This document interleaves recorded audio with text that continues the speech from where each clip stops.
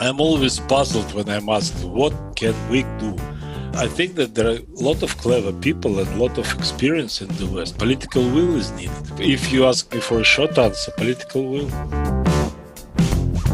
I don't think that kind of rhetoric of Hong Kong is part of China is to justify that kind of brutality and the authoritarian ruling of the Chinese government in Hong Kong.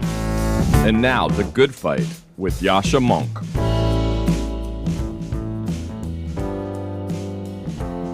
In the last days, a number of well-known commentators and media personalities who courageously opposed Donald Trump in 2016 have stated their intention to vote for him in 2020. Ben Shapiro did so on his hugely popular show. James Lindsay, one of the critics of critical race theory, has also said that he would vote for Trump until the left starts to push back on some of the crazier things within itself. Now, as some of you know, I don't think that concerns about liberal tendencies on the left are altogether picked out of thin air. There is a real atmosphere of intolerance rising on parts of the left. Even some elected democratic politicians have not been as good as they should have been in calling out, for example, violent forms of protest on left fringes. There's also a worrying movement to throw out the core parts of the Constitution or to pack the Supreme Court. None of that is trivial. Nevertheless, it would be a huge mistake, both a moral and a strategic mistake, to vote for Donald Trump in the hope of checking illiberal political tendencies on the left. There are two reasons for that. The first is that Donald Trump himself is a bigger and more present danger to core philosophically liberal values. It is obviously some of his shocking rhetoric, his threats to lock up his political adversaries, his refusal to commit to a peaceful transfer of power, but it is also the actions that the Trump administration has taken. The fake national emergency to direct money to one of Trump's pet political projects. The extreme pressure on independent-minded civil servants. The politicization of the Department of Justice. The use of political power to try and punish owners of companies whom Trump dislikes, like Jeff Bezos and Amazon. The attempts to channel money into his own pockets, and so on and so forth. Secondly, I also think it is a mistake to think that it would help to push back on illiberal ideas on the left if Donald Trump got re-elected.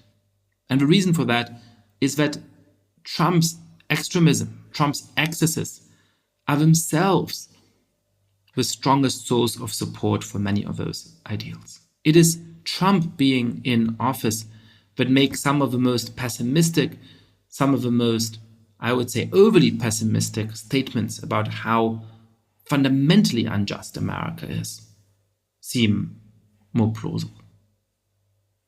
And it is the danger posed by Trump which makes it so hard for reasonable voices on the left to stand up to protesters against Trump who are committing violence or destroying important political norms.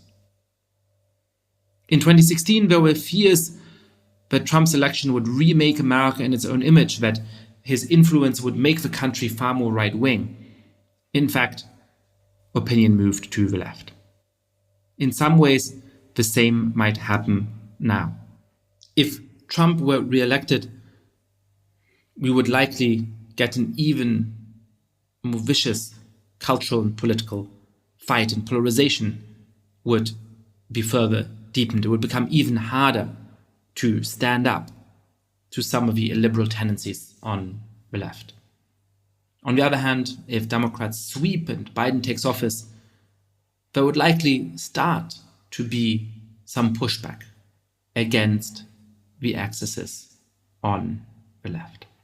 So, for reasons both moral and strategic, both short-term and long-term, voting for Donald Trump in order to contain liberal tendencies on the left is like cutting off your nose to spite your face.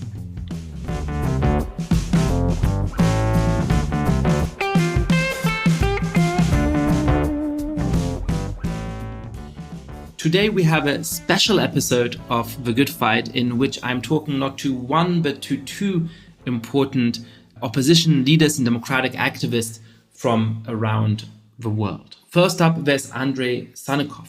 He is one of the most senior opposition figures in Belarus. He was imprisoned and tortured by the Lukashenko regime and recognized by Amnesty International as a prisoner of conscience. He is now living in exile in Warsaw.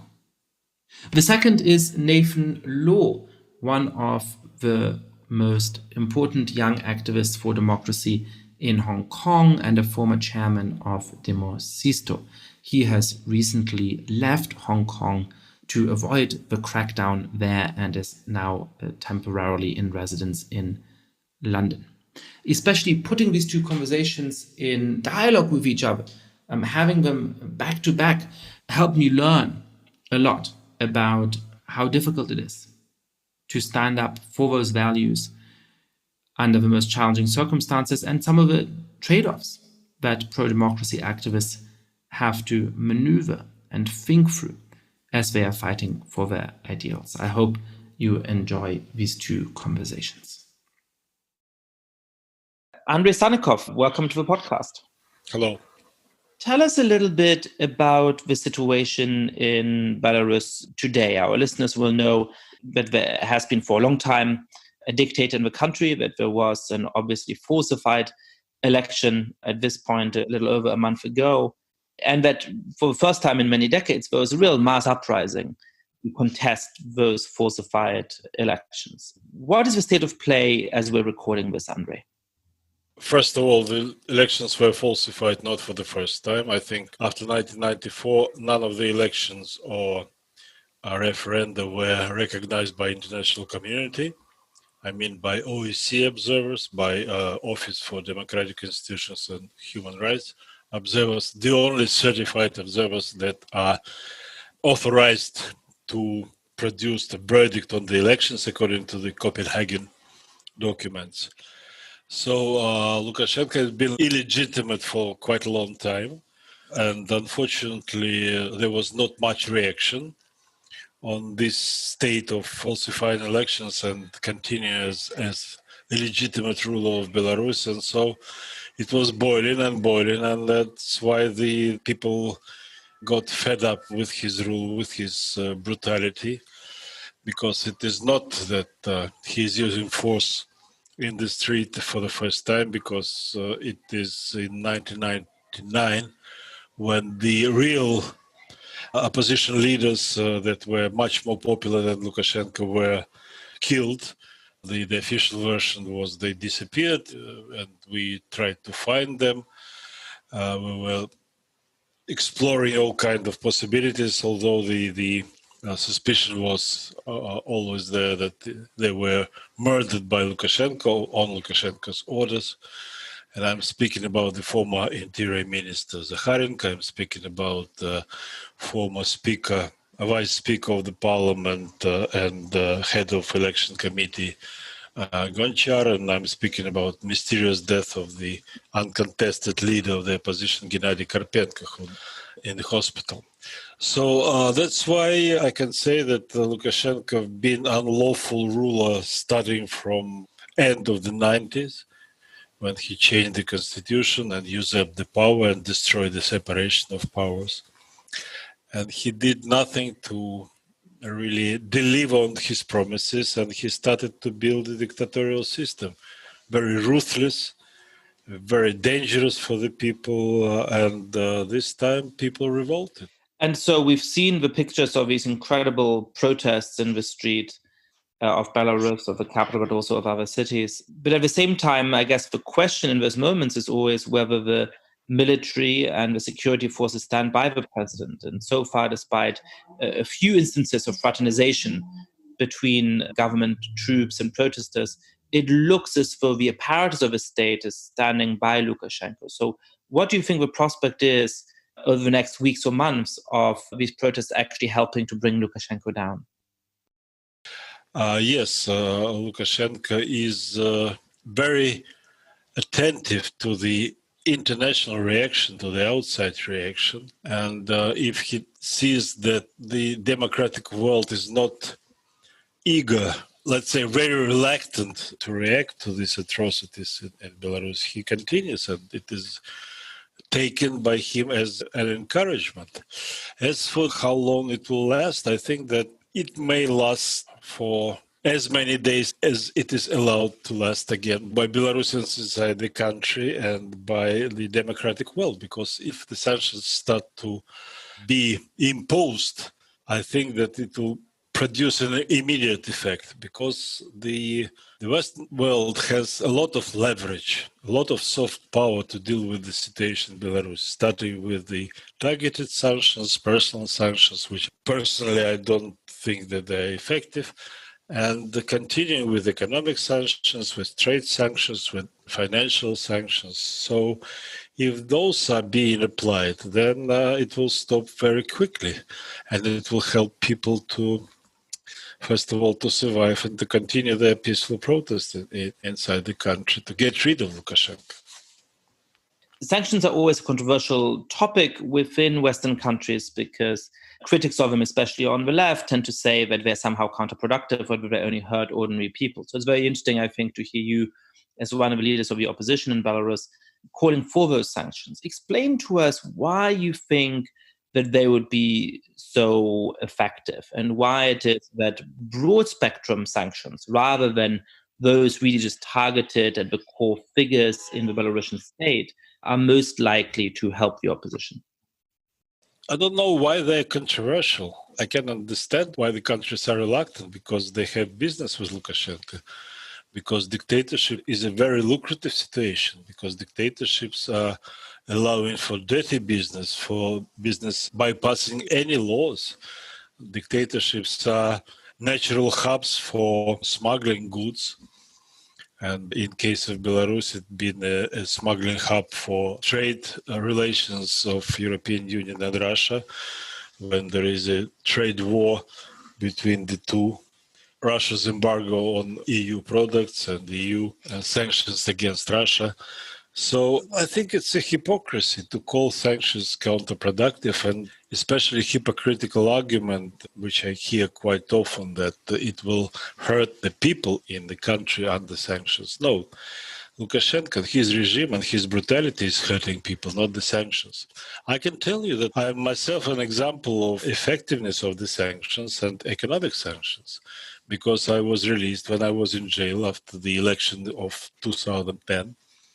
I was released only after the pressure from international community was strengthened with the economic sanctions. For the first time, the EU started to introduce economic sanctions against some bagmen of Lukashenko, and then I was released, and my colleague and my friend, Dmitry Bondarenko, were released. And then the EU stopped their trade and economic sanctions, and the rest of opposition leaders continued to be kept in jail, like Nikolai Statkevich. First, I must say that sanctions is not a strategy. It's a tool for any strategy as regards a difficult situation like we are having now in Belarus, as regards dictatorships. It's a very effective tool, but it has to be inserted into the effective strategy of how to deal politically, how to deal economically, how to deal in different international environments, different international organizations, what could be done as regards the situation when the people's lives are threatened. So sanctions have to be understood as a tool, not as a strategy, and then strategy has to follow. So what should that strategy look like, and what can Western countries and what can perhaps individuals within Western countries who listen to this podcast do in order to help? I think that they are now taking appropriate measures, which were never taken before. And I think that they have to continue with that, only to be stronger on their principles and not to be afraid, not to be shy, to have even stronger measures. What I mean? For the first time, they are really delegitimizing Lukashenko. There is a number of statements and unilateral positions of democratic countries that Lukashenko is not a legitimate ruler of the country anymore, and they will act appropriately. And there are also statements and resolutions from the European Union, from the United States, which is very important. They have to continue to cut the relationship with the official circles in Minsk. They have to withdraw their ambassadors immediately, because it is the presence of ambassadors today in Belarus is, I simply cannot understand it. Why they are still there? Why they are not called back even for consultations? They have to put pressure on Russia because Russia is actively interfering into the internal affairs of Belarus, and the West is just making statements. Kremlin is interfering and warning the West not to interfere. It simply shouldn't be tolerated anymore. And Kremlin should also be under sanctions because of its position in Belarus. I'm always puzzled when I'm asked, what can we do? I think that there are a lot of clever people and a lot of experience in the West. Political will is needed. If you ask me for a short answer, political will. Why do you think that political will is missing? Is it just that Belarus is not a country that a lot of people in the West know very well, that it's a relatively small country? Is it because of those business interests? Is it because statesmen in Europe and North America see Belarus implicitly as a kind of part of a Russian sphere of influence? I mean, why do you think that they haven't recalled those ambassadors, that they don't do more to support the opposition? I think all of that, but mostly that the importance of Belarus as a geostrategically important country is underestimated. I don't know why. Maybe a lot of corruption among political circles in the West. We know about that, not only as regards Russia, but also as regards other former Soviet republics like Azerbaijan, like others, that politicians are being bought, strategic think tanks are being bought by dirty money in the West to help dictators in the former Soviet Union. But most of all, yes, the importance of Belarus is underestimated. I'm myself surprised that after the largest military exercise on the territory of Belarus, organized by Russia, and definitely and openly directed against the West, against our neighbors in the European Union, Poland, Baltic states, and our neighbor to the south, Ukraine, people are still thinking of Lukashenko as somebody to talk to. That was very annoying, you know. Lukashenko was considered a partner for the West to deal with geostrategic problems and to deal with Russia aggressiveness, which was extremely bizarre attitude for us. We knew that it was coming. I mean, the brutality that Lukashenko is demonstrating today. We knew it all along. We knew it for many years. But nobody wanted to listen to us because who cares about you? Who cares that you are talking to us and exaggerating the dangers? That was their words. I mean, many politicians in the West. You are not being killed in hundreds, even in thousands. But what was forgotten and ignored, Belarus is strategically extremely important for Europe. If Ukraine is called the cornerstone for European security, then Belarus is a linchpin for European security. Look at our history, look at geography, look at what was going on during every war in our region and how important Belarus was, and you will understand the importance of Belarus. That was ignored.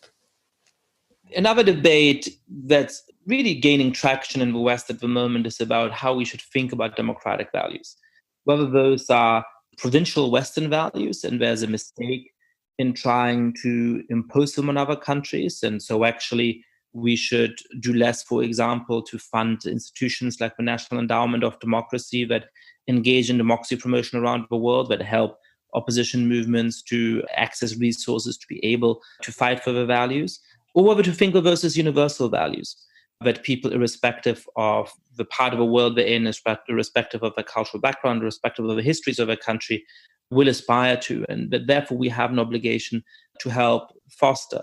One of the amazing things when these changes do happen is that dictatorships look incredibly strong, and yet they can actually collapse relatively quickly. And one of the optimistic things about human history is that for all of the terrible suffering it teaches us about, we have hundreds and thousands of examples of dictatorships that look impenetrable, suddenly collapsing. Absolutely. What do you think this says about what kinds of political tactics are effective for political change? I'm struck by the difference between a lot of the political activity that goes in, and I don't mean to compare the two in any way, but that goes in Western countries into, for example, resisting authoritarian populists, with a lot of online activism, a lot of posting on Facebook and Twitter. And the way that in Ukraine, it is hundreds of thousands of people streaming out in the street. What advice would you give to political activists in other countries, whether it's in dictatorships or within democracies, for what political strategies are effective and what political strategies give you the impression that you're doing something, but you're not actually helping to maximize the chances of political change? It's a very good question. It's not only for political activists. I think it's the question for the international community in general, because from the very beginning, when we had the first steps of dictatorship, if I might say so, of Lukashenko, I said that you will have real problems now on the post-Soviet states. Watch out for Russia, because Russia is in no way democratic. Watch out for other countries of the former Soviet Union that will turn into dictatorship, especially in Asian republics and Caucasian republics. And you have to find soft power to deal with this situation, because if you don't find soft power to deal with Lukashenko and his regime, forget about Russia. You'll be helpless, you'll be absolutely weak in front of Russian dictatorship and Russian aggressiveness when it comes. So it happened.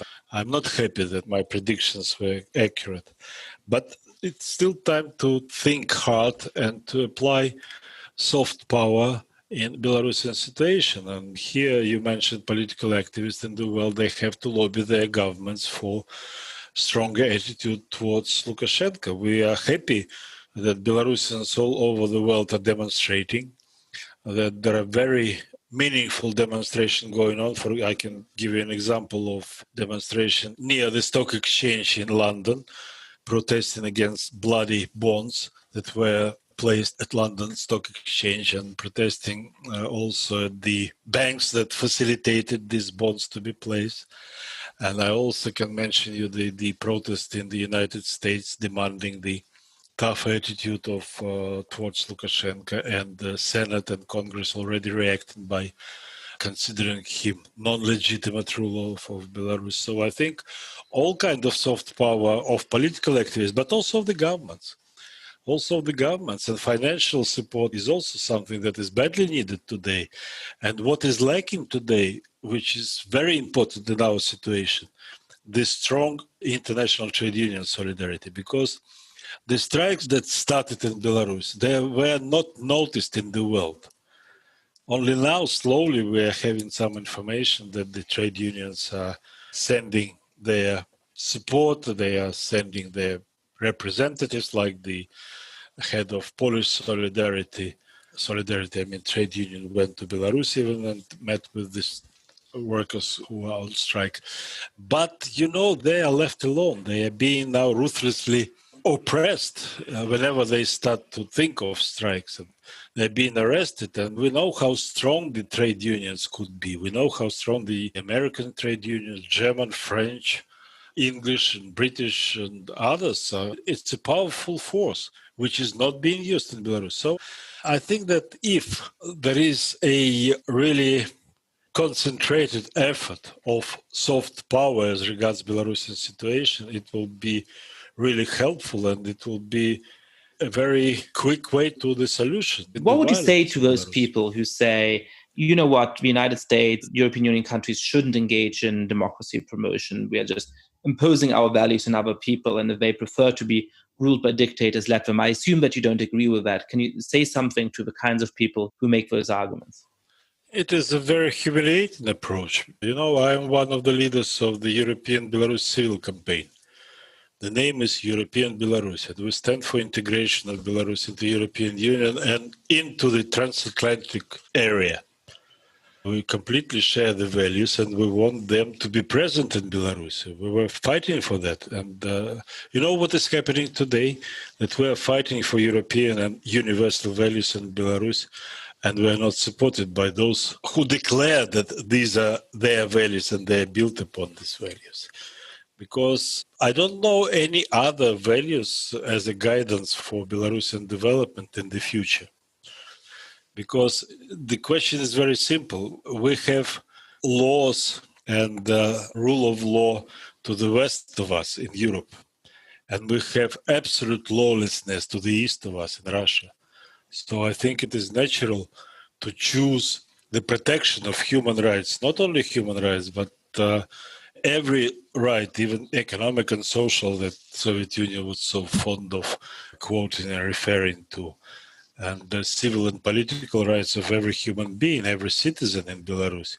And even without, let's say, discussing and debating whether Belarus should belong to Europe or should integrate in the European Union, we have a very clear set of criteria in European Union.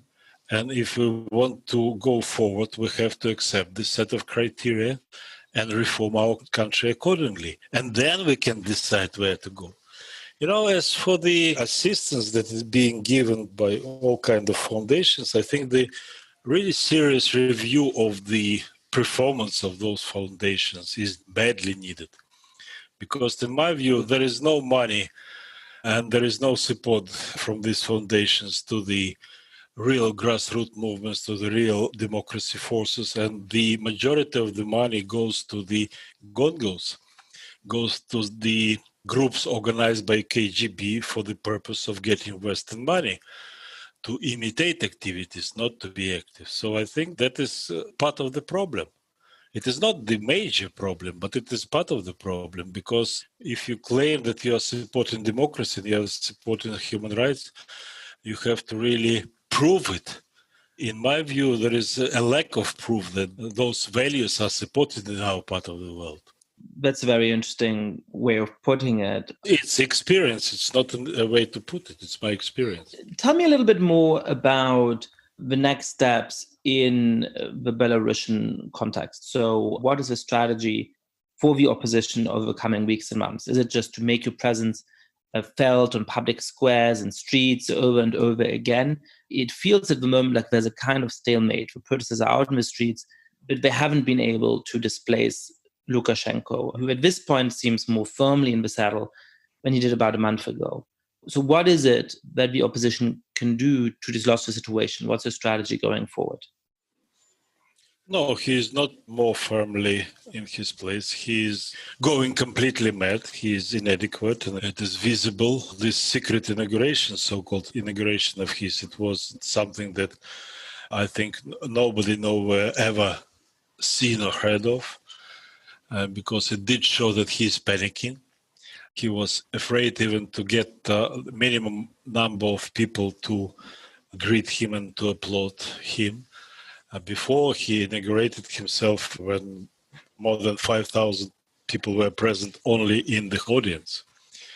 So he doesn't understand what he's saying, and we don't see anybody from the part of the government openly supporting him. He's appointing people very erratically. For example, he dismissed all the heads of medical universities recently and appointed new ones. What is that? Nobody could give any plausible explanation for this insane behavior. So he is very shaky. He is very scared. He's trying to hide his panic by brutality in the streets, by the people who are really now crossed all the red lines and attacking pregnant women, children even. But the resistance of the people should yield the results. I think there are several very important factors that have to be taken into account in our situation. First, the protest that is going on for over a month and a half. We never had such protest in Belarus. And people are getting experienced, and people are getting tempered, people are getting trained, and people learn different tactics. And these tactics are now spreading all over Belarus, and they are micro as well as macro tactics. You could see huge crowds of more than 100 or 150,000 people in the center of the city, and you can see the crowds of maybe 100, maybe several dozens of people in different places in the city in the evening. So it is spreading. So this is a very powerful factor that people are not going away from the streets. Second, I mentioned already, it is that Lukashenko is being delegitimized internationally, which is very important. It is the first step of the international community, and they have to take the next step. They have to think how to deal with the ruler that they don't recognize, which is a very, I think, important next step for the international community. And then we're having defectors. Yes, it is going quite slowly. We expected it to proceed faster, but it is going slowly. But we do have defectors in all the circles of the establishment. And this is also very important because there is no way back for those people who said that they are not in agreement with Lukashenko's policy. So all these factors and some other, which I cannot maybe mention now, is a proof that the situation will never be as before. Never. Lukashenko is doomed. Lukashenko is gone already. The question is how it will happen that he will be finally deprived of his position in the country. Andrei Sannikov, thank you so much for coming on The Good Fight. Thank you. It was my pleasure. Best of luck in the coming weeks and months. Thank you. Żyje Belarus. Long live Belarus.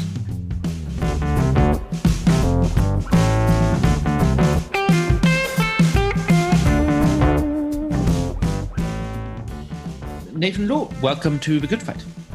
Thanks.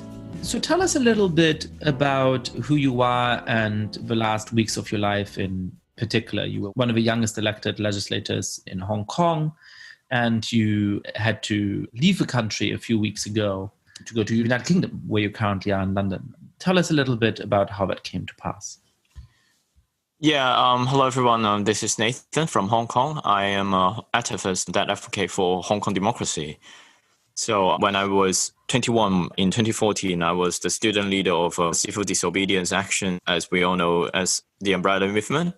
And then afterwards, I was involved in electoral politics, and I was elected in 2016 to become the youngest ever lawmaker in Hong Kong at the age of 23. And afterwards, I was unseated and jailed. And 2 months earlier, I fled from Hong Kong to London because of the newly implemented notorious national security law.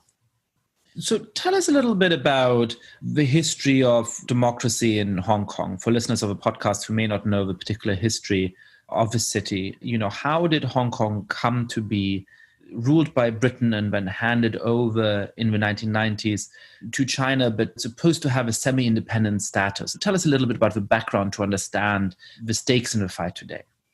Yeah, in the 1980s, when the Chinese government, the British government, was negotiating about Hong Kong's future, which Hong Kong was supposedly to be handed back to China in 1997.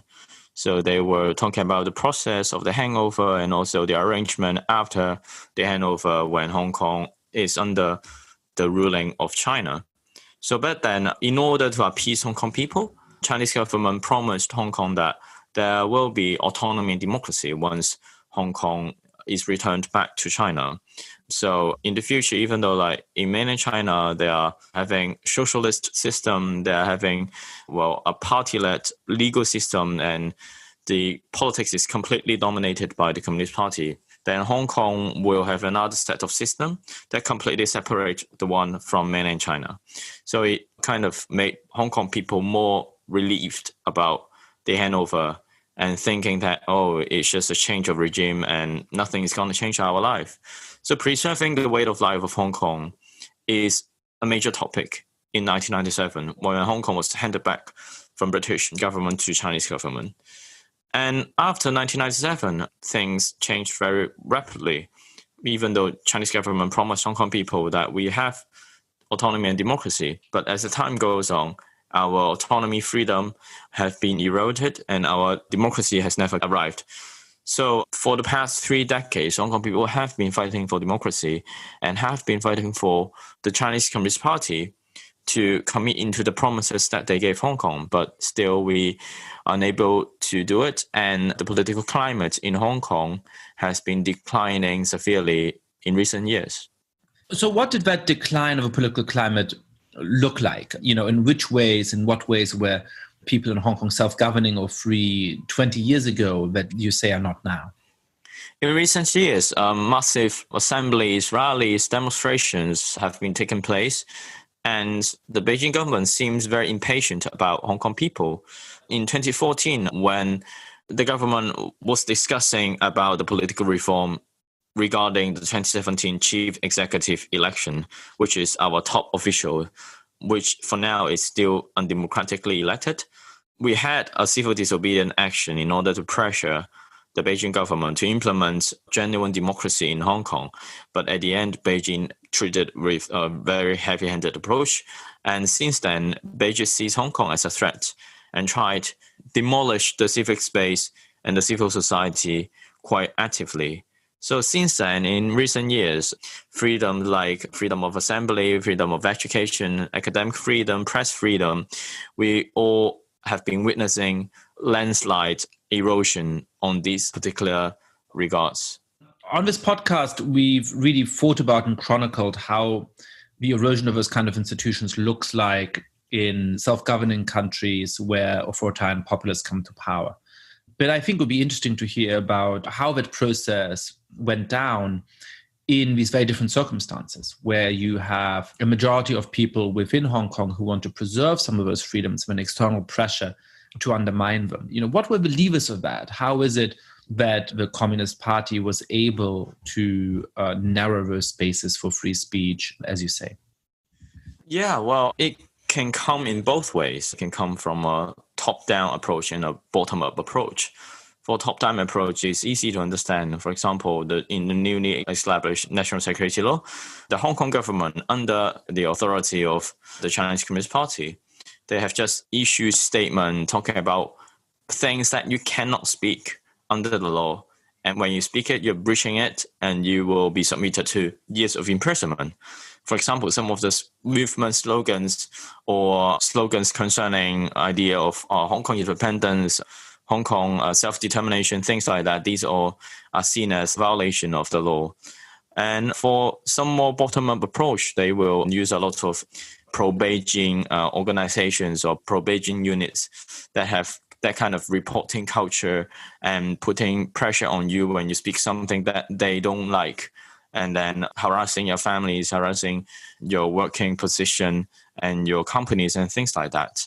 So they've been closing down the space for free expression by using draconian legal means and also some more harassment and intimidation from their non-governmental structure. And explain to us how they're able to pass those laws. So there is a local parliament, but often these laws, as I understand it, are introduced against the will of a majority of this parliament. So when we're talking about this infamous security law, for example, what is the process by which that is implemented? Yeah, the national security law was implemented at the end of June. The implementation of the law circumvented all the local legislation and consultation. In Hong Kong, we have our legislative body. Even though the legislative body is not elected democratically, only around half of its seats are through direct election, but still it carries certain portion of people's voice. But this implementation of the national security law circumvented all these local legislation process and directly drafted and published by the NPCSC, by the political decision-making body in the Communist Party, which, well, to be honest, the local legislation part of Hong Kong should be in the autonomy that we shall deserve. So the Chinese Communist Party completely demolished that kind of legal spirit or rule of law spirit of the way that we should enact the law in Hong Kong. And nonetheless, the reason why they do it is because they obviously recognize that the opposition in Hong Kong would be drastic, and it's much more difficult to go through all these rather complicated legal processes in Hong Kong. So they decided to just publish it and implement it single-handedly by the central government. And this law covers acts of secession, subversion, colluding with foreign forces, etc. But it is rather thickly defined and thickly written, so that there are much room for the Chinese Communist Party to interpret it and then to apply it to different circumstances. And the threshold of breaking the law is extremely low, so that they could use it as legal weapon to go against any political dissidents that they want. So I'm trying to understand what the cases that Chinese nationalists make about the movement in Hong Kong, right? I'm trying to understand what kind of arguments they would make for why it would be legitimate for the mainland to exercise more control over Hong Kong. And I suppose there's two sets of arguments that come to my mind, and I'd love to hear your response to them. So the first is that Hong Kong has traditionally been a part of China, that it was colonized by the United Kingdom, and that it therefore should revert to full Chinese control, that the roots of Hong Kong's relative independence are historically illegitimate, and that therefore China today should be allowed to incorporate the territory into the rest of the country or the state. What do you think about that argument? I imagine you don't agree with it. What do you think that argument gets wrong? Yeah, of course. I think most of Hong Kong people do not challenge the rationale of why Hong Kong was handed back to China. So basically, in the very beginning of the handover in the first decades, things were very calm because Hong Kong people believe that in the future that the Chinese Communist Party will implement democracy in Hong Kong. So Hong Kong people is not challenging the fact that Hong Kong is part of China, even though there are voices saying that it should not be in that way. But mostly, they're not trying to challenge that legitimacy of the handover process, but rather they are asking the Chinese Communist Party to do whatever they have promised. So even though Hong Kong is under Chinese control, the pursuit for democracy and pursuit for autonomy, well, the legitimacy of it does not decrease just because we are under Chinese ruling. And that is also the reason why we have the one country, two system governing structure designed at the first place, which we separate the political, economic, and legal system between Hong Kong and China. So I don't think that kind of rhetoric of Hong Kong is part of China is to justify that kind of brutality and the authoritarian ruling of the Chinese government in Hong Kong. Imagining that China transformed into a liberal democracy, right? Imagining that actually there'd be a political change and the country adopted a multi-party democracy, a more robust rule of law and so on. Do you think under those circumstances, Hong Kong would still need to have a separate system from the rest of China? Or is this really ultimately a dispute about wanting to preserve those specific freedoms as opposed to a degree of autonomy from the mainland?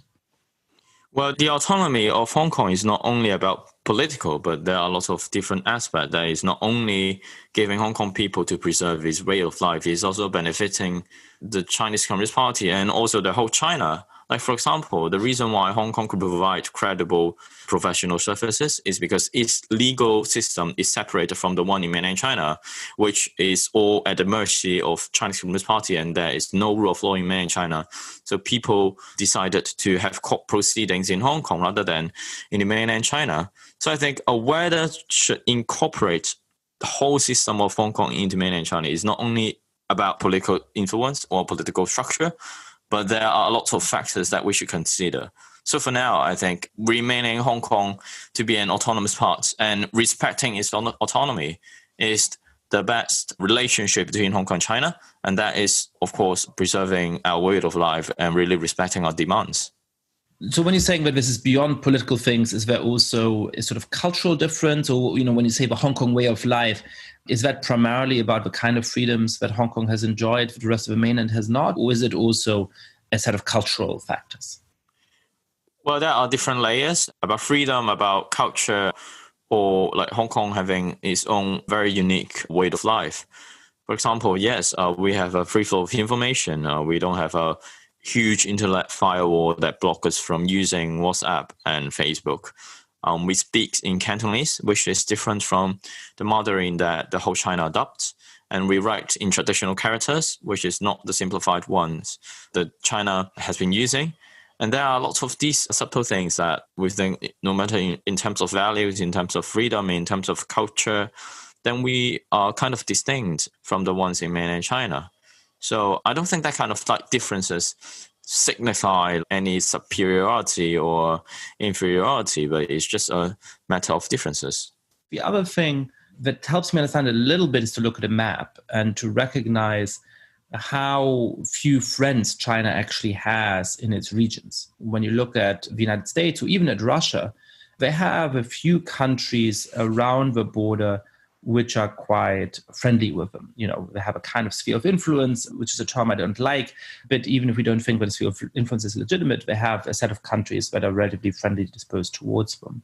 What's striking to me about China is that it's obviously a very large and powerful country, and in that sense, doesn't have to be too afraid of its neighbors, but that to a remarkable extent, it is surrounded by countries with whom it has much more contested relations, whether it's India, whether it's a country like Japan, and so on. And I guess it makes me slightly pessimistic about the prospect of those territories which China regards as historically its own being able to preserve any kind of autonomy. Because if you're sitting in Beijing, I imagine you're looking at that map and you're saying, well, you know, really can't afford to give up on those places that are friendly to us or that have a historical relationship with us. How optimistic should we be about the possibility of Hong Kong preserving its two systems? Or do you think it is ultimately likely that, in part because China feels somewhat surrounded by adversary powers, it is going to be uncompromising and ruthless when it comes to territories like Hong Kong? Well, I don't think we have to actually find reasons or justify its tightening control over Hong Kong because they're surrounded by like adversary powers and things like that. Like, first of all, I think the reason why China is positioned in such an isolated and contested position is because of the very aggressive diplomatic and internal policies adopted by Xi Jinping. So if you look at the last decades under, like, for example, Deng Xiaoping era, that they've been using a much more reserved and humble diplomatic approach, and it makes that kind of relationship between nearby countries or even between US and the other Western powers very friendly. And when Xi Jinping took power in 2012, he just introduced very ambitious and aggressive diplomatic approaches and also quashing the civic space in mainland China, resulting, well, actually counter reactions of the international community over its expansion and over its aggression. So I think, of course, like, as long as you aim to provoke all these countries and you get an adversary attitude, I don't think that is something China does not have any responsibility on it. And secondly, I think under Xi Jinping's leadership, the sole purpose of him is to concentrate power. Well, that tightening control in Hong Kong is not originated by adversary nearby countries or the worries about the other countries going into China. It's all about concentrating power. It is all about tightening control. It's all about kind of uniting all the countries to be submitted to his leadership and to achieve the great revival of the country. And that is the central idea of his philosophy. So that kind of draconian approach is not about whether there is any like adversary countries nearby. It's about Xi Jinping's governing philosophy, and it's about a totalitarian or autocratic regime trying to centralize all the power by suppressing its people. Interesting. I'm interested also in the sort of similarities and differences between youth movements like the one that you've led in Hong Kong and ones that we're seeing in the West. You know, for those of us who care about the fate of liberal democracy around the world, it is inspiring to see young people standing up for those values in places, from Belarus at the moment to Hong Kong. And ironically, it can seem as though in those countries that enjoy freedom of speech, for example, a lot of young people are challenging the importance of it, are saying that perhaps, for example, there's nothing bad or wrong with having a little bit less free speech if this means that we curtail what they consider hate speech.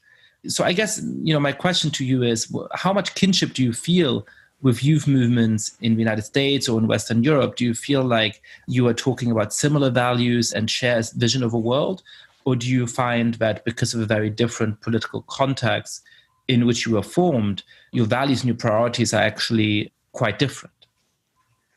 Well, of course, because politics is a very contextualized activity. So sometimes it's quite difficult to have comparison to all these actions and protests happen all around the world. Well, of course, I think most of these actions are fighting for the same cause, even though, for example, in Belarus and in Hong Kong and also in the United States, we share completely different political structure. But even though in a democracy, there are lots of problems that needs to be addressed. And whenever people fight against injustice and getting a lot of feedback from the community, and it means that there are indeed problems. So, for example, the resistance in Belarus is definitely, we're fighting for political fairness, we're fighting for open election, fair election. And I think I have a lot of resemblance towards their core. And for example, the environmental movement for climate change and things like that is also about protecting our future, our environment, and sometimes it's cross-territory. So for me, I follow all these movements and hope that injustice in the world can be addressed no matter where and no matter under what circumstance, and individuals' dignity could be respected. So, I certainly see the similarity between the movement in Belarus and the movement in Hong Kong, despite, as you're saying, the differences in the political systems they're fighting against and the differences in the local context. I guess I meant something slightly different with my question, which is to say that when I talk to young people in the United States, for example, a lot of them say, well, look, we should try something completely different because this system has completely failed. And what do we have to lose? Things are so bad that I'm not really worried about, politicians who might challenge the basics of a political system, because actually that's what we need. Things are so unjust and we are so unfree that we need that. And that strikes me as lacking in comparative and historical perspective, which is to say that it strikes me that they probably don't know what it looks like to live in a country in which you might actually end up in jail for what you say, in which people aren't free to go and express the views that they want, in which they really can't govern themselves. And so, to me, it's inspiring to see activists around the world who don't have easy access to those values coming to fight for them. But it also strikes me that even though protests may sometimes look similar or in a similar age range, the actual substantial values are quite different. And so I guess I was asking about that. What would you say to younger people in the United States or in Western Europe who think that their political system is so flawed that there's not much worth preserving in it? Well, I think for us, of course, we should not take democracy and freedom for granted. There's been a very brutal history of people fighting for it, and a lot of people sacrifice for these values. But on the other hand, of course, even though we're in a democracy, the system could also fail us. The system could also be flawed. So the problem is how we could strike a balance. On the one hand, we should preserve all these values. But on the other hand, we should recognize the importance of having a foundation of it and then to enhance it, to fix it on top of that foundation. So I think we need to talk things in context, and that political climate is different. But I think, yes, indeed, if any particular group, or especially underprivileged, is also suffered in that system, then there are needs to address that. Well, how optimistic or pessimistic are you globally about the future of democracy? I have been very struck and depressed by the rise of these authoritarian populist movements within democracies that subvert democracy and lead countries towards dictatorship, often at least with the initial support of their own populations. And that makes me fear that people can take those values so strongly for granted that they're willing to hand them over in a free election, and that they often are willing to re-elect those same politicians even though they're starting to attack and undermine key institutions that protect our freedoms. And then on the other hand, I guess I'm heartened when I look at what happens in places from Belarus to Venezuela and beyond, in which people are losing their liberties. And when that process has gone far enough, citizens do seem to recognize the danger of that and stand up for it. Now, often that's too late, but it does make me think that there's something universal about those values. So looking at these two sides of a coin, how optimistic or pessimistic does that make you for the future of democracy? The challenges on democracy has been severe, especially when the rise of authoritarianism is being witnessed and not challenged. And we sometimes put the narrative of trade over human rights and making us losing that authority or losing that legitimacy to speak out loud that we are here to preserve our freedom and democracy, even though we have to lose something.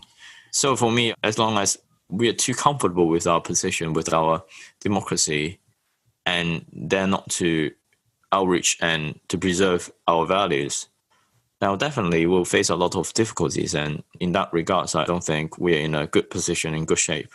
And of course, we also see there are manipulation of the system in even though like established democracy and institutions are being discredited in quite a negative way.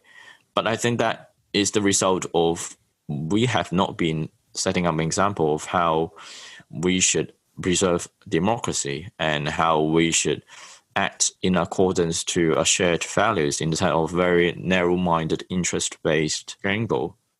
So the reason why I think the fight towards China and the fight for Hong Kong is crucial, because the rise of China is actually the result of Western countries adopting a appeasement strategy, like them to grow for decades and having a wishful thinking that they would become democratized and free when the middle class rise. And that kind of prediction is completely wrong. But they have been encouraging people to believe in China, to believe in its system, and crediting their authoritarian ruling for a very, very long time. So for now, I think it's important for the Western society to really take up that legitimate ground to preserve the freedom and democratic values. And Hong Kong is obviously the most symbolic place to do it. We have been witnessing a place degraded from the Pearl of Orient or the beacon of freedom in Asia to such an authoritarian state that people don't even have a freedom to speak up loud what they're thinking. So I think this is also the reason why I have that calling, not only because of Hong Kong people, but because we need to address the authoritarian expansion of the Chinese Communist Party and to establish a value-based way of thinking and way of treating things in order to set up a good example and to make it work for our democracies. So I find it very interesting the way you talk about democracies in the West, broadly speaking, as having these important values that we need to fight to preserve, but as also sort of having these flaws. I mean, with an outsider's view, and I know that you're careful about how you speak about countries that aren't your own, but what kind of reforms do you think democracies in the West need in order to remedy some of the injustices from which they suffer, in order to make sure that their citizens recommit to those values that are now under threat in the ways you outline? I think one thing that we could do is, especially to China and to all these other authoritarian states, is that for democracies, we really have to form a more united and coherent strategy and to act on the basis of preserving our values rather than putting trade in front of everything. And that, to be honest, that is how we lose that legitimacy and how we lose that kind of institutional trust when people could really resemble the way the government acts just for its interest, overriding its values and to apply it into political discussion internally. So I think setting up a good example is very important, and I think that is the right thing for the Western democracies and also Asian democracies to work on China stuff. So what do you think a foreign policy would look like that actually in a more robust way defends democratic values, whether it's in dealing with China or in dealing with other authoritarian countries around the world. If some of the people who listen to this podcast are influential in foreign policy in the United Kingdom or in the United States or in continental Europe, what do you think those countries should be doing that they're not currently doing? Well, I think first of all, we have to be very clear that the way Chinese authoritarianism or places like Russia and the other places, the trajectory of its development is not going to pull us closer. They're going to another extreme that is posing dangers to democracies and infiltrating our system using soft power and sharp power to craft the narrative and to make people accept authoritarianism and disregard that kind of positivity inside democracies. So I think we have to realize that, or stop framing it as a strategic partnership. It's actually a threat to our core values. So that when we have a dialogue, when we have trade relation, when we have a trade agreement with them, we have to address that. And we have to be aware of human rights violation and make our agreement with human rights clauses and with demands and consequences, rather than just letting them to do whatever they want, because they are not only doing things that are bad for their people, which we all have to be aware, but also they're exporting that kind of authoritarianism to democracies and try to dismantle and discredit us from inside out. The situation of 21st century with dictatorial autocracy and with huge resources like China that they could manipulate in all the democracies. So I think getting that rhetoric and getting that attitude straight so that we could follow up by concrete policies that could really change things. Yeah, I wonder what some of those concrete policies might look like. I've had one vague idea that I'd be interested in hearing your view on. You know, when it comes to the real problem of corruption and bribery, the United States a few decades ago adopted what I think is a very smart law, which is that if you're competing with another company for an important contract in a foreign territory, and in that country, bribery is the norm, you know, you have to engage in bribery in order to be in business. And that systematically favors companies that are willing to bribe. And so what the United States did was to say, we're going to stop all the companies from being able to bribe by implementing very heavy penalties for bribing, including penalties for the executives who are involved and who make those decisions. And that way, American companies can actually go to some of those foreign governments and officials and say, we cannot bribe you, we would go to prison. And it actually frees them up to avoid something. You know, I wonder whether with some of the free speech issues we see around corporations and Chinese influence, there might be a similar structural situation where, you know, movie studios, for example, think, well, look, if we don't censor our content or if we don't reprimand employees who speak out about some of these issues, then, you know, some other movie studio will, or some other company is going to be able to do that business because they are willing to fire people who criticize the Chinese government, for example. And it might be that the American government could pass a law that punishes companies for giving in to that kind of pressure. And that would actually give those companies the legal backing to be able to say, look, we're not able to censor this. We're not able to reprimand our employees for what they say on this topic. That would be against the law in the United States. And so either you don't do business with any American or perhaps Western company, or you have to accept that our employees will continue to be able to speak freely on these issues. Do you think that's a good idea? Can you think of any other ideas that actually help to preserve spaces of free speech, not just in China itself or not just in Hong Kong, but in Western countries itself, where that pressure is increasingly being felt? Well, I think your idea is fantastic. That should be considered by policymaking people in the US and in other European countries. And I think that's for like concrete policies that we could put forward. And like, for example, there have already been policies like that in place, I think in UK and in some other places, that if you're using materials from the regions that is proven to abuse all these workers and committing human rights violation in order to get that surface, to get that cheap surface, then you should be punished because of your having that surface with them.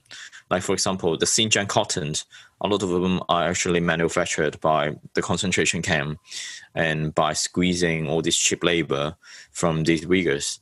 And if we have law that prohibits companies using these materials, that would send a huge signal, and that would kind of like financially impact the concentration camp and the contracts that they signed. I think that is also one good way to kind of stop that kind of human rights violation.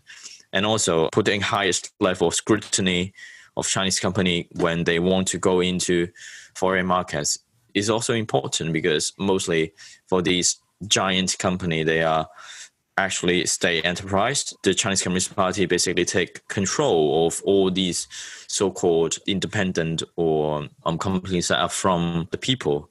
So I think this is also an important point, that we put sufficient scrutiny on these companies, especially when they enter infrastructure that are important to the country, that may pose a lot of threats towards people's privacy and people's way of life.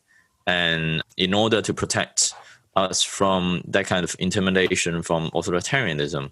So I think these are good directions that policymakers could consider, and to restrain that kind of influence from these authoritarian countries. That's very helpful, yeah.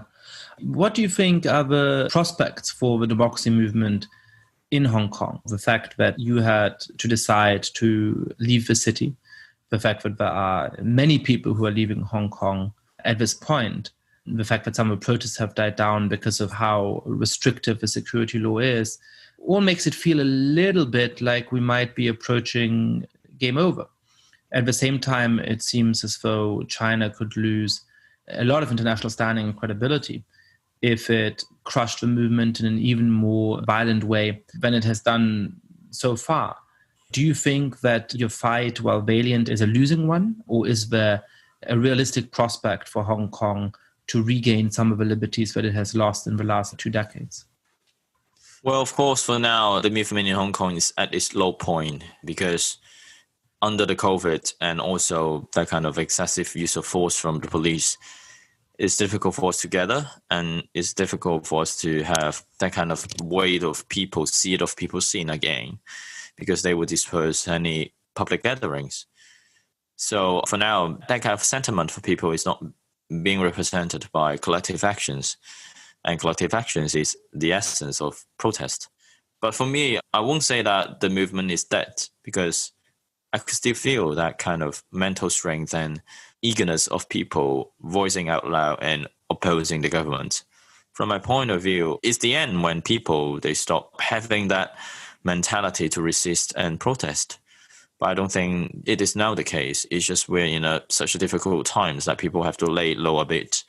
And it's like a big storm coming in Hong Kong, and people have to find a shelter. People have to start moving, trying to stay together in order to get through that storm. Of course, we don't know how long this storm would last. But I think people, even though in terms of actions, they are getting quieter, in terms of their way of thinking and their sentiments, it still remain a very radiant one. Nathan Law, thank you so much for coming on the podcast. Thank you so much.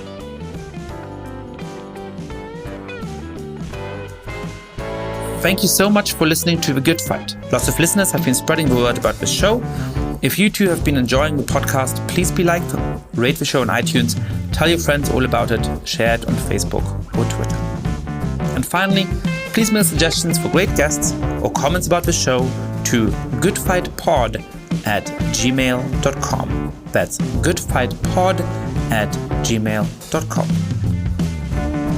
This recording carries a Creative Commons 4.0 international license. Thanks to Silent Partner for their song, Chess Pieces.